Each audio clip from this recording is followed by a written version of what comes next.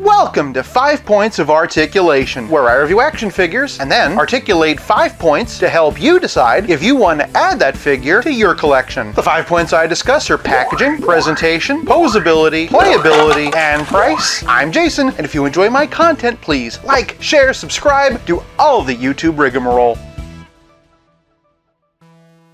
Today, we're taking a look at the all-new DC Direct Page Puncher's Batman from McFarlane Toys. Starting off with the packaging, and this is the third time we've looked at this box, so I'm not going to go too crazy with it. Big old DC in the corner, Batman here, DC Direct up top, the promise of an exclusive comic, window up top, name and logos on the side, barcode for those who want it. Side note, I'm noticing it says Black Adam Wave 1 instead of Page Puncher's Wave 1. Kinda makes me wonder if we're getting more figures based on this particular comic. And speaking of comics, we can see a big picture of it on the back, along with Batman himself. The Page Puncher's box is distinct from DC Multiverse, and yet does still feel like a McFarlane toy. It also does a good job of evoking the original DC Direct boxes. For packaging, I'm giving Page Puncher's Batman 1 whole point. Moving on to presentation, and like Page Puncher's Superman, Batman stands at only 7 inches. I think it's time we have a long overdue conversation about scale. Mainly that since the beginning it has been McFarlane Toys' single greatest issue. This figure is way more in scale with DC Essentials, which, wouldn't you know it, is the brand that McFarlane has released this under. It suggests to me that McFarlane intended for this to fit more with your DC Direct collection. The problem is that's not what most of us wanted for, but McFarlane figures are all over the place. Dear McFarlane Toys, you're slowly going back to comic art on the box instead of digital renders. You fixed the ankle and wrist ball issues. You listened to criticisms and released a Wonder Woman more consistent with her color scheme, and you're doing less side-eye. Thank you for all of that. Moving forward, please consider making a consistent scale the next collector concern you tackle. Aside from that, this Batman is incredible. Similar to Superman, it's based on the artwork of Lee Bermejo, and it has been captured perfectly. Batman has a gruff and gritty 5 o'clock shadow and sneer. The mask is a pretty decent helmet, and the bodysuit is covered with incredible cloth and strap detail. For muscles, we have padded armor pieces, and the stitch work and wrinkles are some of the best that McFarlane has done. Some nice metal painting on the knuckles and fins. Pretty sure Ben Affleck had that. I love this utility belt with its bat buckle and all the different pouches. Clearly this must be the shark repellent bat spray. One hook over here nicely painted silver, and a repelling hook on the back also painted silver despite the fact that no one would probably ever see it. And since his cape's flipped up, here's what he looks like back here. Moving on down, and the pants have more of that paneling. The boots are definitely traditional Batman points, but also have a sort of handmade quality to them, and looking underneath he has some pretty sick treads. One thing I'm a bit mixed on is the cape. As we can see, there are a lot of folds and sections, but as we get closer to the bottom, it's really wrinkly. In McFarlane's defense, this is exactly how Lee Bermejo draws it, and McFarlane did a great job of bringing it to life. As a personal preference though, I don't really care for this look. To me, it kinda makes it look like he's running around wearing a trash bag. One minor criticism I feel like I can give McFarlane is the color. Batman, of course, is traditionally depicted as black and gray. This, however, is a bit more olive drab green. If you'll indulge me one quick editing trick, you can see how much better straight gray would have been. And before any of you rush to the comments and say that's how Lee Bermejo does it, nope, no it isn't. He's also not depicted as green in the comic that comes with him. Any criticisms I have are honestly minor compared to how well sculpted and how well detailed this figure is. In a weird way, this feels more like what a real Batman would look like than some of the live-action versions. We'll talk more about scale during playability, but for presentation, I'm giving this Batman 1 whole point. Moving on to presentation, and the articulation scheme is pretty much what we're used to. Dumbbell jointed head, up this much, this far down, pretty decent tilt, and all the way around. Swivel hinge shoulders raise up only this far because of the shoulder pads. You can get them higher if you manipulate the shoulder pads, but be warned it does warp them. Forward and back with a rotator cuff, bicep swivel, double jointed elbows, and McFarlane wrist balls that swivel and hinge. Shifting the torso, and Batman has a diaphragm joint to the dumbbell waist. Thanks to the design, it's pretty well integrated. He can arch back this far, which is pretty impressive, and he can hunch over this far, which is less so. Even so, he can tilt and twist. Below the waist, the Batman has the typical McFarlane hips. They can kick forward this far, and they can split this far. Bit of twist at the hip, double jointed knees, toe articulation, and the new and improved McFarlane ankle ball that can swivel, hinge, and pivot. With the exception of the shoulders, this Batman's every bit as articulated as we're accustomed to. And even then, there are workarounds if you're creative. For posability, I'm giving Page Puncher Batman 1 whole point. Moving on to playability, a Batman comes with a trading card and a figure stand in nice plastic baggies instead of being glued to the blister card.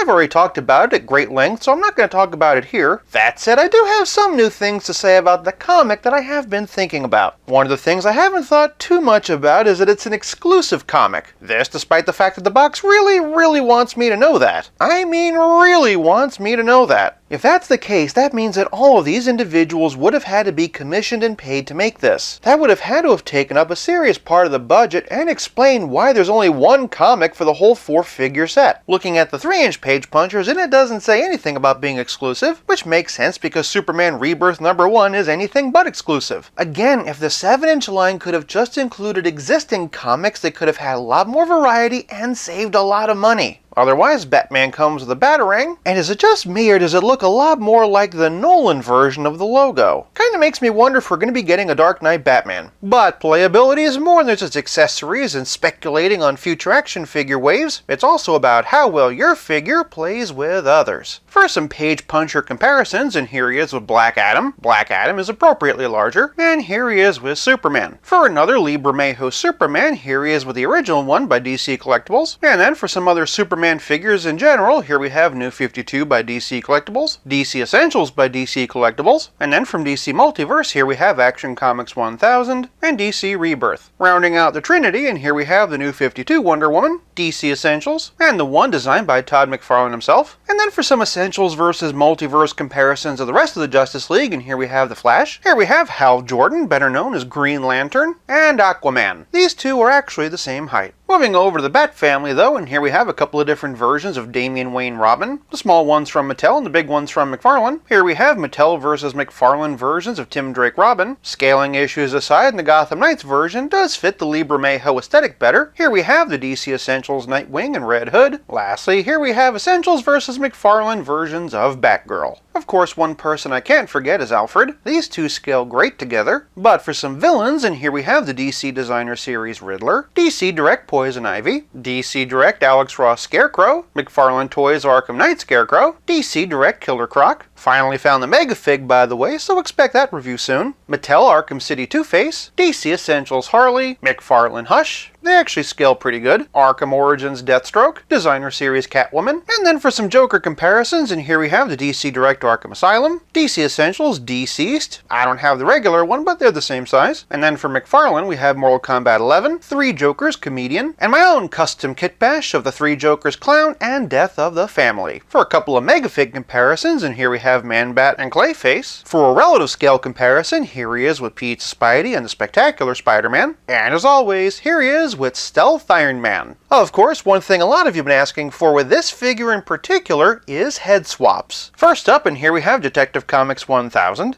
As with pretty much every head swap on this figure, it's a definite improvement. The cape and cowl don't match, unfortunately, but that's an easy enough fix, and the proportions are much better. Next up, and here we have Flashpoint. As much as I love the original, this looks really awesome. It would especially be good for those who missed out on the original and can only get the unmasked version. Just throw some red in the eyes and you're good to go. On that note, the red in the eyes is a bit of a distraction here. Otherwise, I do think this head looks good on this body. You'll just need to whiten them out. Next up is Dark Knight's Death Metal, and I'm very curious about this one. To be honest, this looks fantastic. And if you remember, the original head is one of my favorites. I'd even go so far as to say that this one is an improvement. Even so, this looks pretty good too. In this case, I think it might be a step backwards, but I think it works. Here we have 3 Jokers. Unfortunately, because the neck joints are different, a head swap is impossible. Same with my custom Hush Batman. Thanks to the shorter legs I gave him from Rebirth, they're actually pretty close to the same size. And on the subject of Rebirth, here's Page Punchers with him. To be honest, these scale so well that it would not surprise me if the Rebirth Batman was originally created for the Page Punchers line. One of the biggest complaints of this figure is the small small head, the other one being the shapely hips that Batgirl would be jealous of, and I will say that this is an improvement. If you're gonna do a head swap on this body, I still think the DC Essentials is your best bet, but out of all the McFarlane head sculpts, this one is the best fit so far. This looks surprisingly good too. In fact, I think this is my favorite use of this head ever. Despite being a little bit small, it does scale well, so it makes Batman look just a bit bulkier. This brings us to one of my favorite Batmans to do head swaps with, Future State. And once again, I love it. The proportions are great and it makes for a very unique Batman look. I continue to be amazed at how versatile this body actually is. This looks pretty cool too. In terms of proportions and aesthetic, it definitely matches. Would definitely make for a great helmeted look if you've got him on the Batcycle. This of course brings us to Dark Detective. I've made no bones about the fact that I'm not the biggest fan of the head that comes with this. Suffice it to say, I like it better, but you will need to do something about the flesh tones. Otherwise, I think this is pretty good. The other way around, not so much. Unless of course you want to sand off the ears. For one more comic comparison, and here we have Batman of Zur-En-Arrh. As much as I like this head sculpt, I don't think it really works here. The whole point of the Zur-En-Arrh costume is that it's a raggedy suit he pretty much threw together out of garbage, so this is honestly too nice for it. On the flip side, this one has some potential. I'm a sucker for a long-eared Batman, and the texture really does fit the aesthetic. A little bit of black paint, and this one could be a lot of fun. Moving into movie territory, and here we have the Snyder Cut Batfleck. Now this is what I'm talking about. I love the Snyder Cut body, and I feel like every comic head I put on it just elevates it to the next level. This one would absolutely look great on your shelf. What I like about Lee Bermejo's art is it really looks like what a live-action real Batman might be, and this head really pulls that into focus. I'm still not crazy about the goggles, but if you turn this into live action, it would probably be the best movie bat suit ever. Lastly, here we have Battinson. You can definitely see the Lee Bermejo influence in this costume, and the head really complements it. This just might be my new favorite McFarlane Batman head sculpt. On the one hand, I'm really grateful that these new page punchers scale so well with my DC Direct and DC Collectibles collection. On the other hand, with more and more of my display being dominated by DC Multiverse, these scaling issues are a problem. Even so, I do love this design, and I'm very happy to finally have a Bermejo Batman in my collection. For playability, I'm giving this Batman 1 whole point. This leaves us with nothing left to discuss but the price. I got Page Puncher Batman on Amazon for $24.99. Had it not been for the comic, which again you're getting with 3 other figures, this would have only been $20, and honestly that really feels like a better value for what you're getting. Unless each figure gets their own unique comic moving forward, Page Punchers is an unnecessary punch to the wallet. For price, I'm giving Page Punchers Batman half a point for a grand total of 4.5 out of 5. For more Page Punchers, check out this video on Superman or this Black Adam Versus. How do you feel about these scaling closer to DC Direct and DC Multiverse? Sound off in the comments below. Thank you so much for watching. I'll be back again real soon, but until then, play nice and have fun.